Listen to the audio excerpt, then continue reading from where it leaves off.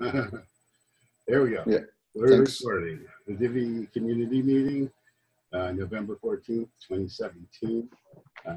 It's 10:13 a.m. We have Robert Best with us this morning, as well as H.J. Michael Bryan and Plant Eater.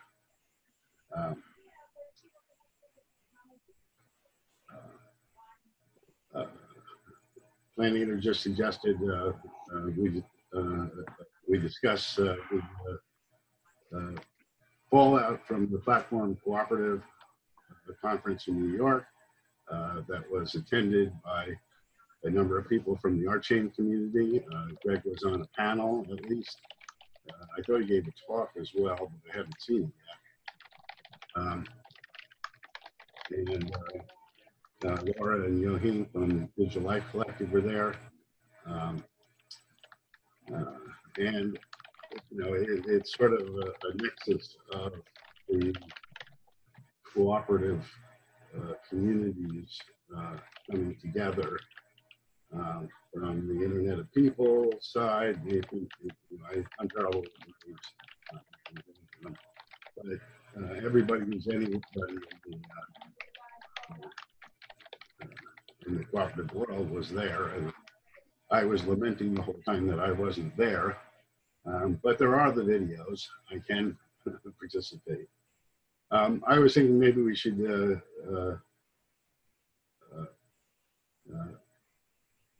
all right, so what sort of fallout was there that you're excited about?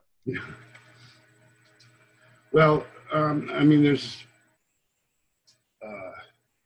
a number of different areas where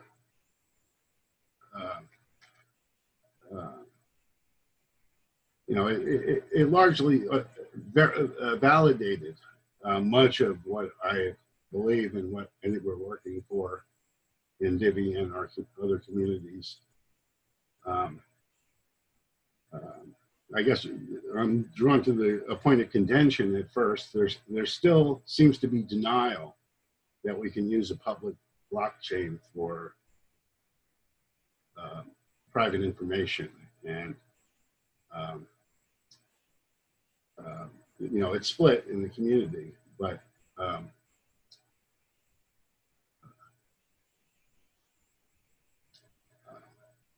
I see Greg in Holochain and many others thinking we can do privacy on a public blockchain, and I guess the thing is we can't do it now. And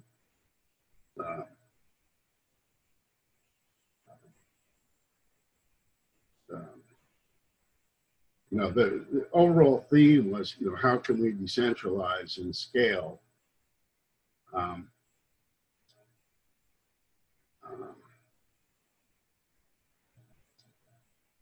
part of the, you know, the emphasis was on a union of producers and consumers. It's really necessary for there not to be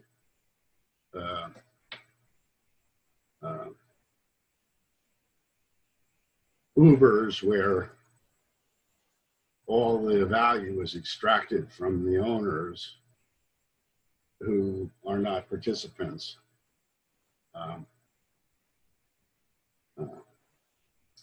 An interesting model was brought up of buying out existing companies.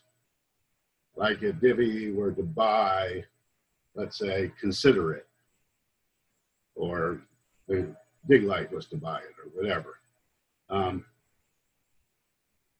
This gave an important bridge in my mind from traditional financing to the new financing that we're creating, and brought back going to the bank with my father when he was giving us an opportunity to go into the trucking business, me and my brother. And we went to a bank to get assurance from the bank that we could get $1 million to start this enterprise. And the bank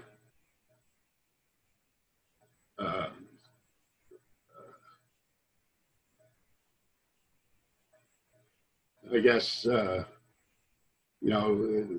banker said, we know you, Franklin. We know that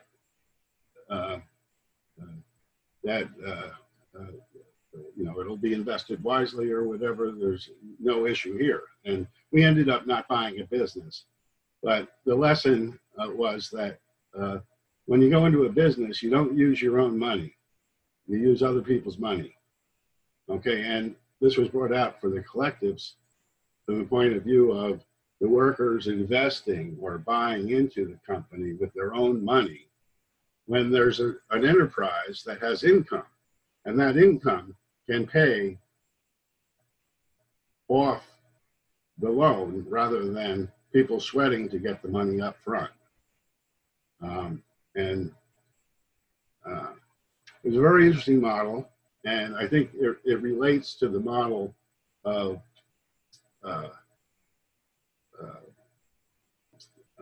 subsidizing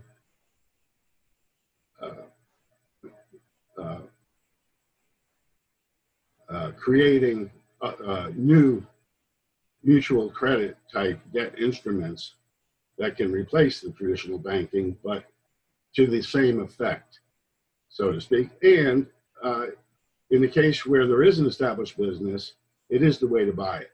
And we should be considering those kinds of opportunities. There's a meeting next week on Dig Life about business models.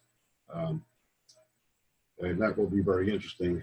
Done a lot of work in that area. I guess the other thing, Doug Rushkoff was there, and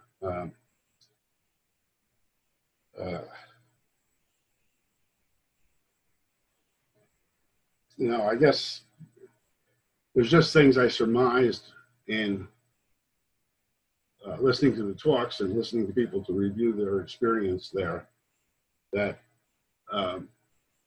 it really has to be grassroots, development rather than building great structures for everyone. The notion of equivalence or in access to the systems we're building in the future for a decentralized society had to be ubiquitous. They had to be available to everybody. There has to be a means to what I concluded is fair share of the resources, and that the economics should be supported by those using more than their fair share. And this relates to consensus algorithms and everything else that provides a base income. And I can't remember what they call it, but they don't call it UBI, they call it UVA.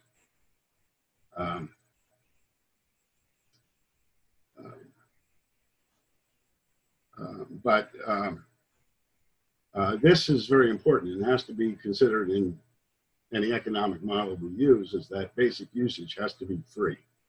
And that has to be supported by heavier usage. That is my conclusion. AI for everyone is another thing I came out with, is that the disproportionate, this is along the same lines as, Holochain is this, maybe this great computer intelligence that we all share, but it should be, needs to be equitable in order for us to be in control.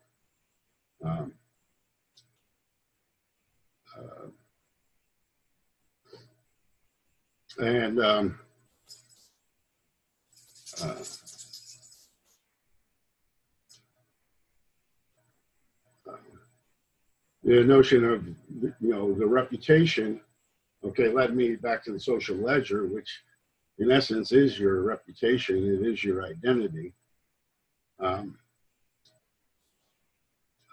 That what we're building is a system that enables trust at scale.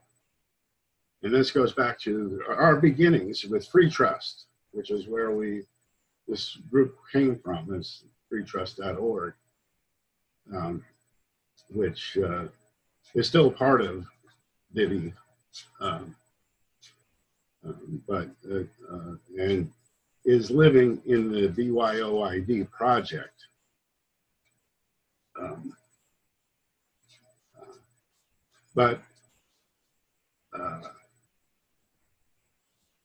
Now, on the one hand, giving control to computers, can be the beginning of the end of humanity.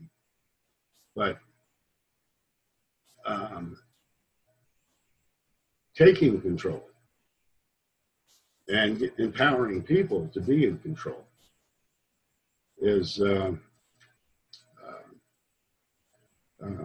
how we preserve or is how we can decentralize successfully. And I was also led, to the problems of coordinating. And it seemed like many people are trying to develop a common language. Okay, the people I call the language police. Okay, they define a set of terminology, and communities are successful when they share this common language. But the problem is we've got 1 million communities doing identity with slightly different language, and I could see the tension and the frustration in trying to decentralize effectively when you have all these islands of consistency that are not cooperating because they're not speaking the same language.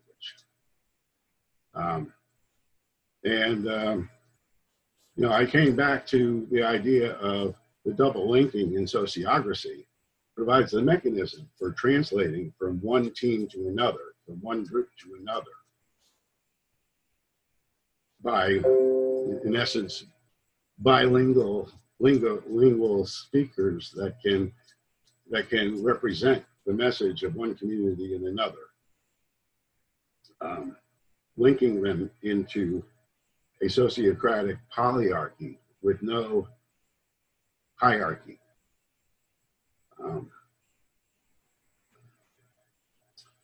And did I mention the right to be forgotten?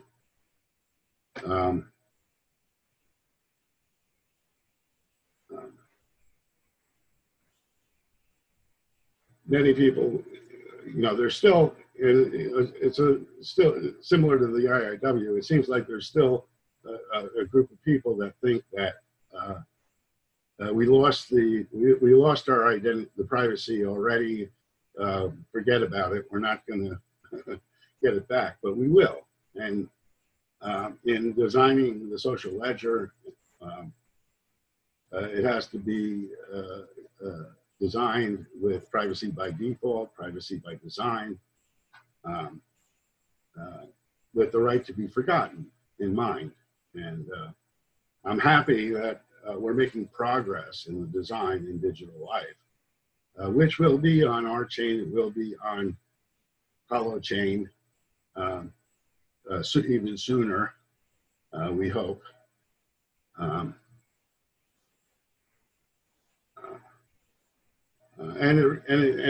it brings back to the internet a lot of things we had in the early internet and before the internet in the NJITI system I was a developer of. And there was a fair amount of lamenting about the early days of the internet and how we had this decentralized system where anybody could where everyone was equal, so to speak. Uh, and you know, how we're reclaiming that can be good, or it can be usurped if we allow it to be. Any questions?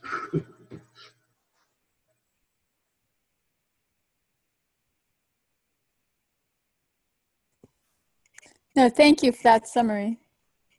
And you know, I should mention the theme of collective intelligence, because that's really what the end of the decentralization movement is about, is for us to work intelligently so that we are actually empowered to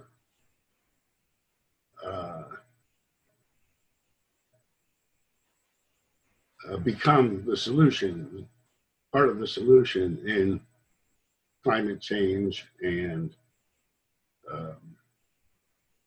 space exploration and whatever, feeding the hungry.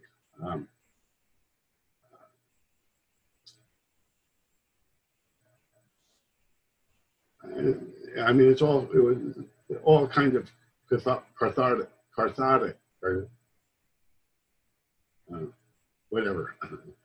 Go ahead.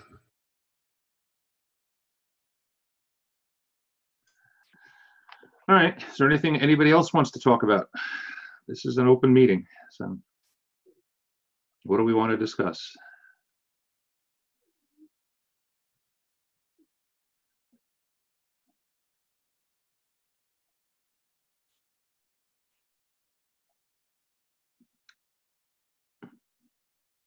Crickets.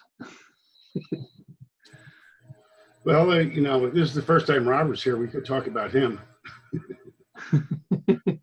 Well, or he could talk about what he's working on and how it might, you know, and what he's hoping to do or get done. Yeah, why don't you tell us a little about Holochain? Yeah, I crossed paths with Robert in Scenario and MetaMaps, and now the metacurrency and Holochain, and it's great to actually have an opportunity to interact with them. He's done an awesome mind map of the whole decentralization space, which he says is sort of atrophying a little bit over time, but I love it. It's you know, I think that it's something that we could apply at some point. You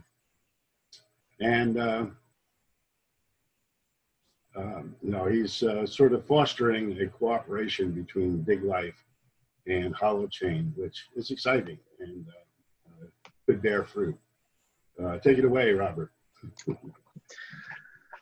Yeah, I'd say I'm sort of new to the crypto blockchain space in some ways. I've sort of been aware of it for a while, but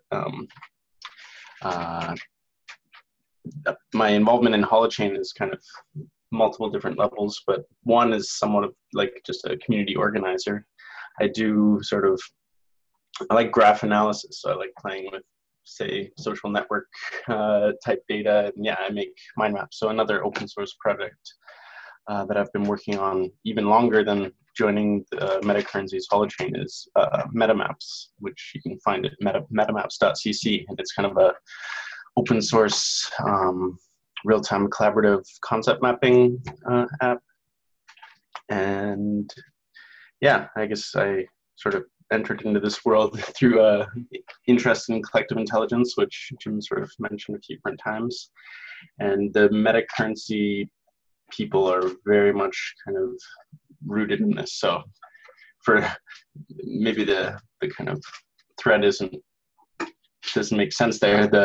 There's Holochain, which is kind of a newer thing, which kind of grew out of the Ceptr project, CEPTR. I don't know who's heard of that. If if only Holochain. And this is all under the heading of metacurrency. Ceptr is kind of more advanced, I'd say, on the semantic level. So everything is kind of encoded in these things called semantic trees, where basically the data is always accompanied with metadata about its type. So kind of the data arrives with almost the necessary protocols and means for sort of either interpreting it, even if you don't know the language or vocabulary. And if you don't know it, then you can kind of get a pointer out to discovering either some sort of dictionary or means of interpreting it pretty easily. So I sort of feel like I'm rambling a little bit. The Holochain itself, I'd say, is, well, from my knowledge, different from most typical blockchain projects.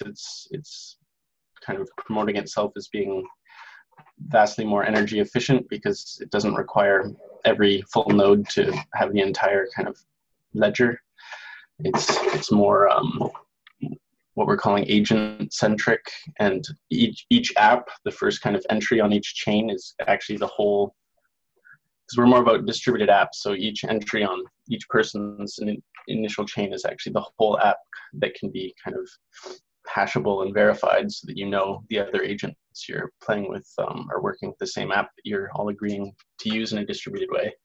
And then it's all done on like a distributed hash table. So that's why everybody doesn't hold all of the data. We kind of co-hold the data that's propagating through the network and the distributed apps.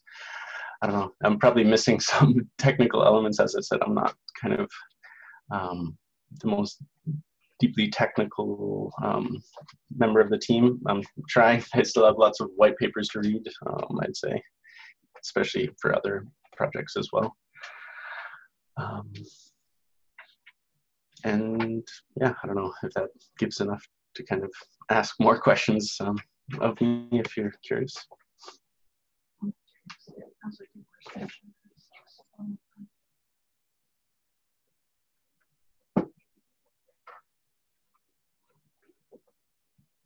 Robert, could you put a link? Oh, I know, see, Holo Hackers. Yeah. That's probably not the one you want. It's actually, well, another update I can give is that we're doing two things in the next few months. One is a crowd fund, and two is tied to the end of that, an ICO. So in the crowd fund, we are running it on Indiegogo, and the purpose of that is to, well, other than just generally raise funds for the organization, the other one is to sell boxes, like internet boxes. So to provide redundancy to the networks that are hosting these distributed apps, we figured some people wouldn't want to run, say, a full node on their phone. And actually, I guess that's another point, given that you're not holding all of the data, things are efficient enough that you could participate as a node just on a smartphone. So you don't have gigabytes of data to have to hold on to. But for some people that maybe want to interface these distributed apps in a more traditional way, we're selling these boxes with various tiers. So there's kind of a cheap, almost like a Arduino or something like that you can plug in, and what it does is, I guess, similar to mining. By helping to host these distributed apps, you're earning our currency, which is actually something similar to what Jim mentioned. It's actually a mutual credit currency, which I'm not sure if there's too many crypto mutual credit currencies out there just yet. So this is sort of new in that sense. And the websites, there's actually a few, because there's Holochain, which is the actual kind of base technology, and then the crowdfund that I referred to with these boxes and the currency that you can earn is actually, well, we're calling Holo Fuel. So that's kind of, it has its own website at holo.host, so HOLO.host, and then Holochain itself is holochain.org. So I can share a whole bunch of links, because as I said, this whole project has actually been going on for many years, actually years before even Bitcoin itself. So the original project was metacurrency, and then they've kind of had this big, huge idea that was called Ceptr. And they realized maybe we should chop this down into smaller bits, and that's sort of the first step along the way was Holochain. So that's why we sort of broke that apart, because it was already a hard enough time trying to explain Ceptr, which is kind of a blockchain type thing, but then also a crazy semantic thing as well. So there was the decision to sort of break the project down into smaller bits. So there's holochain.org, Ceptr.org, metacurrency.org, and there's kind of lots of white papers out now as well. So there's currency white paper, there's the Holochain white paper, there's I think something they're calling more of like a green paper that's kind of less technical and also touches more on the sort of business legal side of things. And yeah, we're also on Medium. We're trying to recently writing a bunch of blog posts, or I'm not writing, but the Arthur Brock, who's kind of the main currency designer and co-founder, is writing some articles on what it means to do an ethical ICO. So that's something else interesting that you could check out. Sorry for blapping on. Yeah, it's, you know, I mean, it's just overwhelming. You know, getting back to basics, there's a commonality with our chain that content is contractual. Okay, the contracts flow with the information, and you know, this is sort of like the metadata that he's talking about in terms of the behavior being determined by the contracts associated with them. Now, the Holochain architecture, there's really chains for everything and everybody. A chain is controlled by a program in the Genesis block. And so in a sense, you know, every app is a different blockchain with different rules. It's malleable. It's so powerful, it's scary.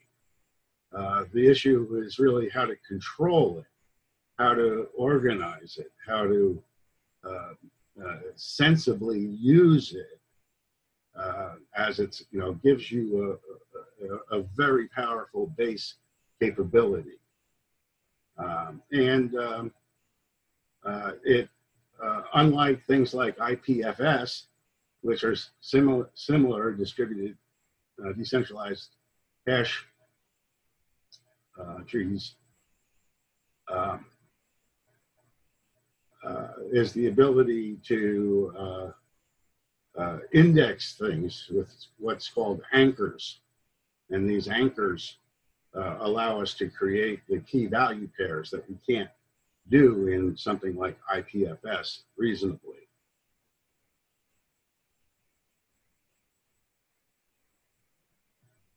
And so it becomes a decentralized database.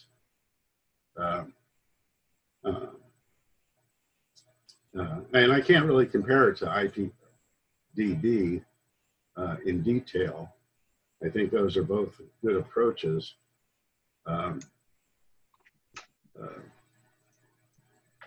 But the idea of having these contracts or programs controlling the chain is somewhat unique to Holochain, as I understand it. Yeah, what I've heard as well is say that two agents in the network, if they want to have an agreement together, they can kind of sign off on each other's chains, and that I've heard it described that we're not exactly a entirely consensus-based system in the way that lots of other blockchains are. So that it only requires the two agents to sign each other's chains, and then if that's good enough for agreement for them, it's still propagated on the network, but it doesn't require everybody to acknowledge that event has occurred. Yeah, I think Holochain is criticized because it doesn't have a predefined global consensus mechanism. But I see that as an advantage in that these consensus mechanisms are going to evolve.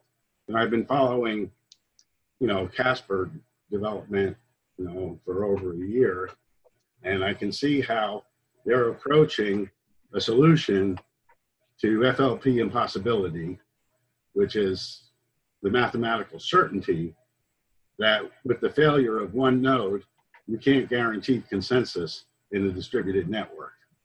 So they're really solving an impossible problem.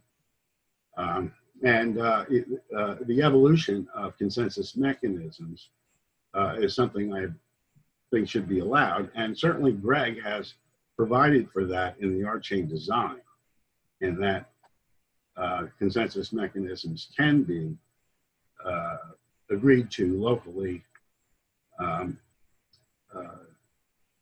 without there necessarily being one global consensus mechanism, or the Casper mechanism that they release initially in the first Archain release.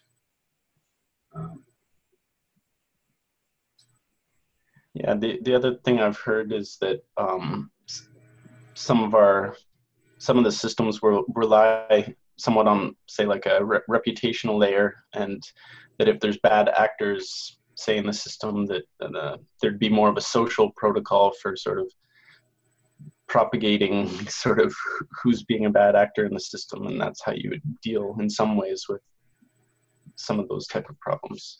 And your mention of IPFS, I know that I've heard that we're not really intending to do kind of bulk or large scale file storage, but that we would leverage tools like IPFS for doing distributed apps that do require kind of more substantial file storage.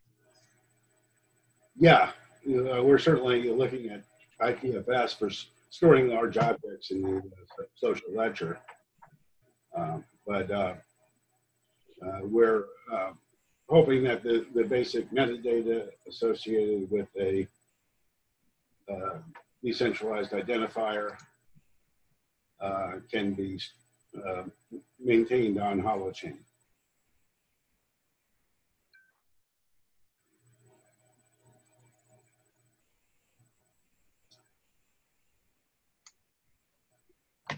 Welcome, Gary. Thank you. I had a car situation this morning. That's why I'm late. Sorry.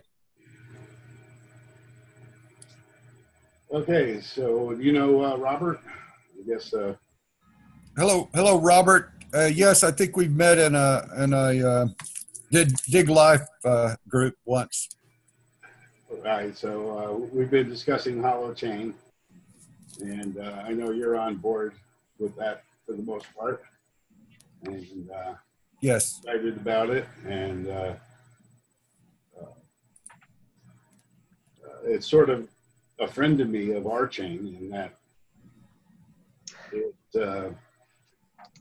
sort of does some of what Archain does, but it's available now, or what Archain will do. yes. But it's almost available, I should say. I guess it's in beta or alpha still. Yeah, I'd say alpha. Yeah. The first sort of running distributed app that we have is sort of like a Twitter clone type thing, but run in a distributed way.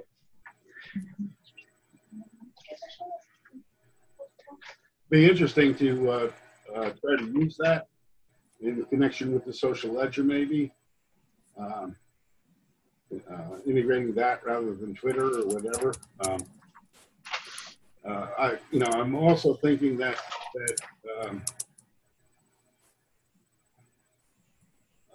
the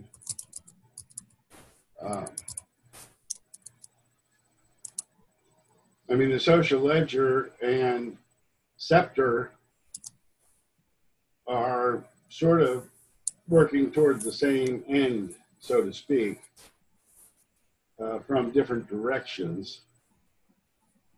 And I can see the collaboration with Holochain suggesting that we connect up with the Ceptr folks in the development of the semantics of the social ledger. I've also been looking at the W3C solid server as a personal data store.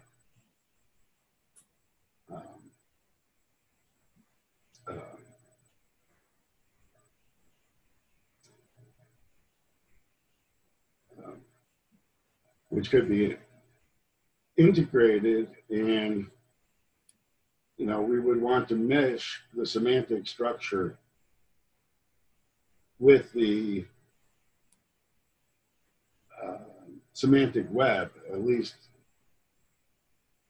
by gateway. And I don't know how Ceptr's looking at that now, but I'm excited by the possibilities. Something I heard you say was the Ceptr people, just to make it clear that it's all the same people. It's just that Holochain's the first step, and eventually it will kind of grow into Ceptr, or at least Ceptr ideas will be built on top of it. Well, I guess what I'm saying is it would be good if Ceptr ideas can come into the social ledger and sort of triangulate on the solution, the ultimate solution.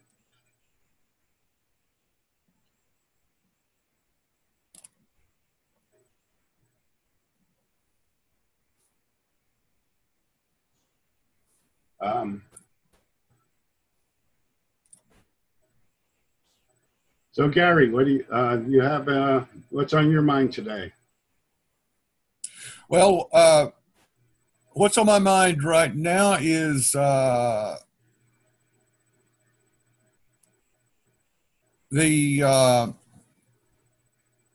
still dwelling on the platform cooperative conference that was held this weekend, and still thinking about that and reading some people's follow-ups about what their ideas about the platform cooperative conference, and that's pretty exciting to me. Also, there's some talk on the Dig Life Mattermost about a new approach or a fundamentally different approach to what we're doing with Holochain and our chain when it comes to the I'm not sure, smart contract or the Rolang language. And I think, Jim, you've been following some of that discussion. I'm excited about getting the social ledger project going. Excited about the governance activities that are happening in our chain and Dig Life.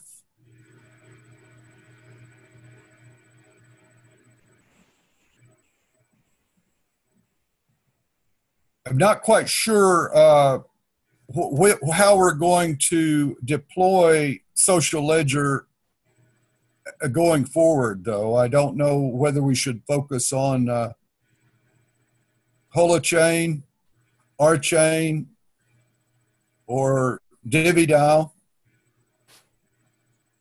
So those are some of my concerns.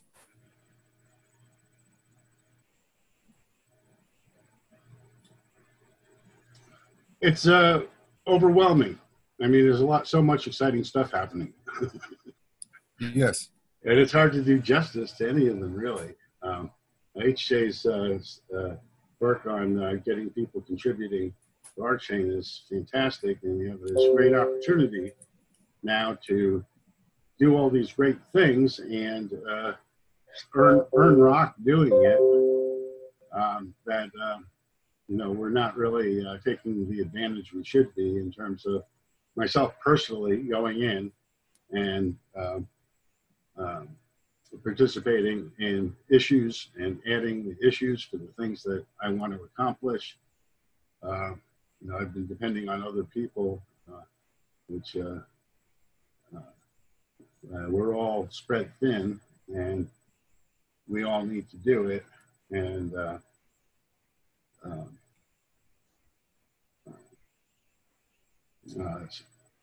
I guess speaking of doing it, we have a social ledger trial open meeting at 4 p.m. today. Okay. In this room. Christina is doing some awesome work setting up a flow chart in Kumo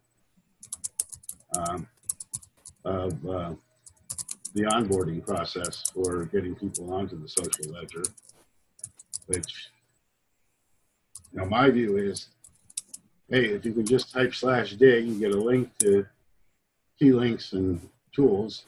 If you type /dig A in a channel, you get a list of activities in that channel, and you can commit to them if you want. If you type /dig action and give an action, you can start an activity in the channel. If we, the problem of how we get people to type /dig is an issue. I mean, they have to understand the value proposition. The fact that they're going to get a nice, pretty holonic chart of all the activities in the organization is really cool, but that's not hasn't been sufficient for people to actually type the /dig command. Right. It's like people going into a channel and, pinning files or changing the header or things like that. Most people don't do that. Whereas with the social ledger, our goal is to encourage people to do things like that, to, take charge of the rooms that the channels that they populate and spend time in. And so maybe we need an activity that that sort of allows participation to occur through the use of the social ledger, that allows people to be exposed to it in a constructive way. For instance, we create a contract that allows people to sign the contract to achieve membership in some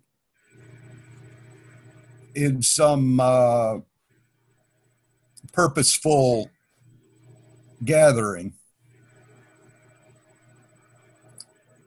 And to participate in it, they have to be able to do the dig A and go in and see the meta menu, and then find the contract and sign it.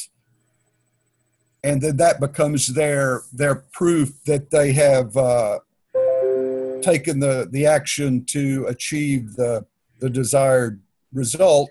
But it also exposes them to the different features of the social ledger. That's a good concept. We have to find carrots, something that people will be drawn to. You'll be available at the 4 o'clock meeting Eastern time? Yes. Okay, good. Well, we can continue that with Christine and others. The whole self-management and decentralized leadership model is a different mental set for people that, if we want to be leaderless, we all need to be leaders in the things that we are concerned with. We have to, we can't wait for the community to decide. In most cases, we have to lead ourselves. We have to add an activity. Then the community says, no, that's outside of our domain. We don't want to do that activity in this channel, but somebody had to take that leadership activity role in order for it to be discovered that that wasn't appropriate for this channel, or that this is something, yeah, we should be doing. And I want to commit some time to that activity because I feel it's important. You know, we're building the fabric of the organization from the bottom up and the top down. You know, and we look at the circle from a meta point of view, and we say, well, marketing has these aspects or these activities, and from the bottom up that, poor Robert is gone. I guess he had another meeting to go to. Yes, he said he had another meeting to go to. Yeah. Gary, Yes. I still have some problems to navigate in this manager. So maybe we could go one more time over it. Navigating the social ledger. Yeah. Okay. Before we do that, can I just ask one quick side question? I've heard, since we started this call, I think I've heard about 7 different meetings happening today. Can I just get a quick tally of what meetings are scheduled for what time? Because I have a sinking suspicion that at least 3 of us are overscheduled today, and may or may not realize it. We're having a Divvy managers meeting at 3, I think, although I didn't. That one's scheduled at 3 Eastern. Now, you just talked about another meeting at 4 Eastern, so that puts a hard freeze on the back end of the managers meeting. HJ, when is the Holochain board meeting? It's at, yeah. I have to, for me, it's 9 o'clock in the evening. Yeah, so it's, wait a minute. So that's 3 p.m. It's right? 3 p.m. EST. Okay, right, so we're not on the board. okay, so you won't be attending the board meeting, so you guys can be attending the managers meeting. Right. Well, HJ will be at the board meeting. Okay. Yeah. All right, but Plant Eater, you're still good for 3 o'clock today?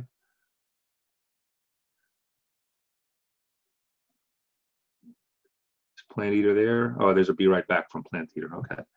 All right. Okay. All right. Were there any other meetings mentioned for today? You just mentioned one a second ago. What was that? That was you said 4 o'clock. Okay, so that one's okay. All right. I'm sorry. Go ahead, Gary. Yes, HJ, we could have a kind of a orientation session for the social ledger, and I think it would be more effective to do that when we can have when maybe we could spread the word, but I'm good with it any time. HJ, you say you've had some trouble navigating with if you go to the, well, I don't want to consume time for this meeting, but right. Maybe it's better to schedule another appointment. All right, we could do that. So I'll talk it up. Yeah, talk it up.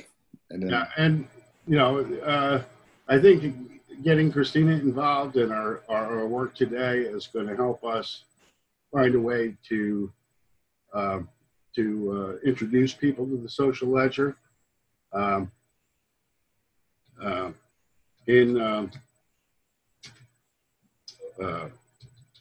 It's this meeting at 4 p.m. EST, Yeah.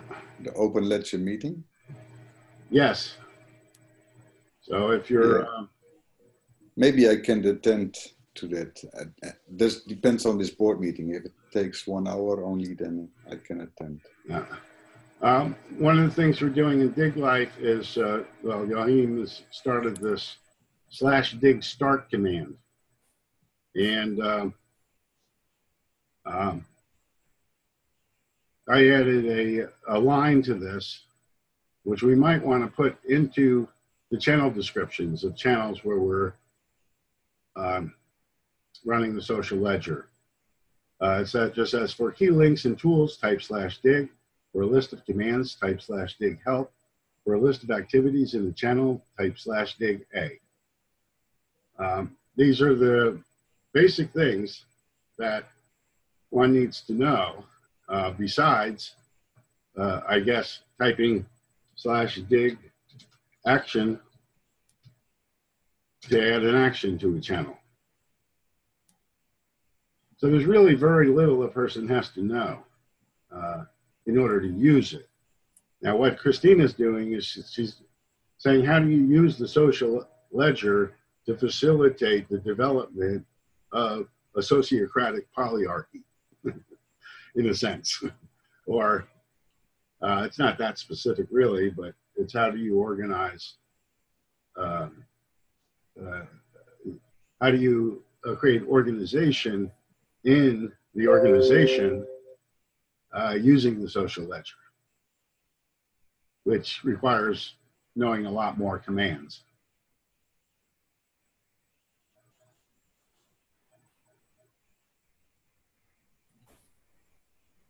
Yeah, I want to second the idea that you really don't need a lot of commands to be very productive with the social ledger or the dig commands.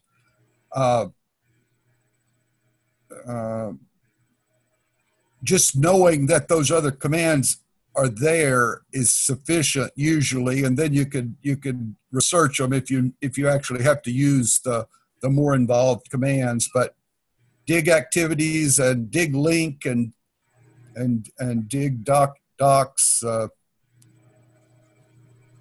pretty much will do everything I need to do.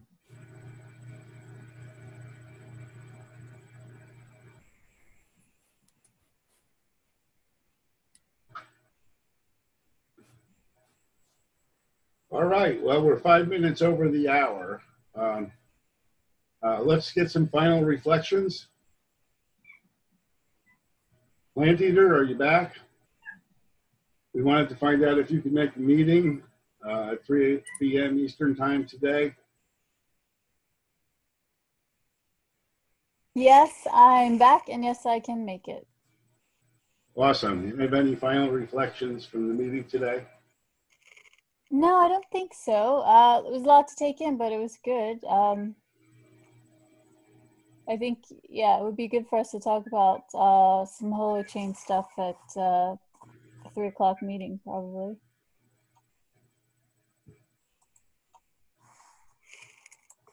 And you, the 4 o'clock social ledger trial meeting, were you planning to attend that also? Probably not, but possibly. All right, well, we'll record it. I will watch the recording if I'm not there. All right, I'll go next. Good meeting. Good that we haven't had at least one new person.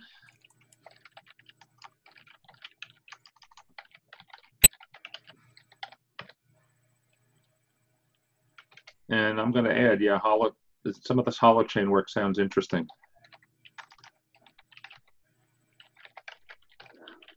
And so does what little I gathered about what Christina seems to be doing with Dig Life. I might have to actually start paying attention to that.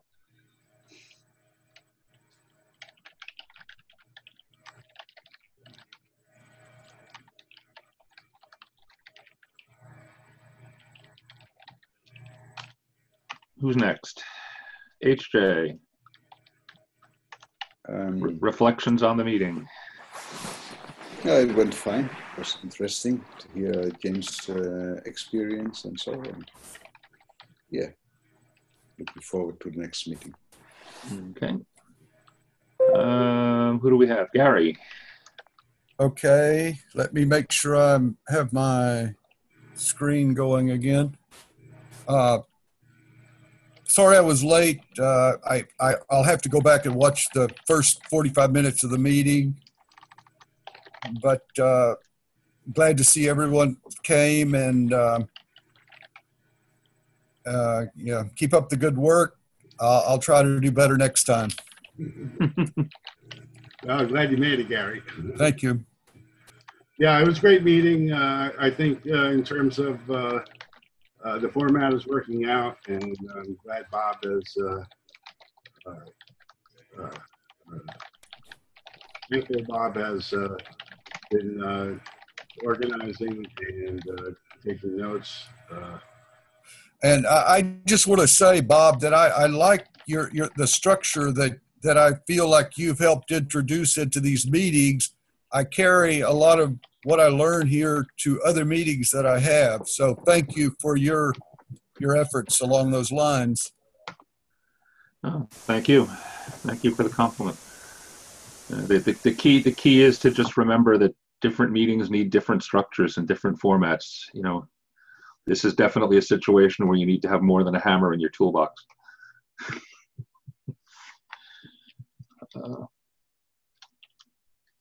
Okay, I think that's about it. I guess we're done. So it is, what, 10 after 11? Jim, you can kill the recording, and I guess we're done.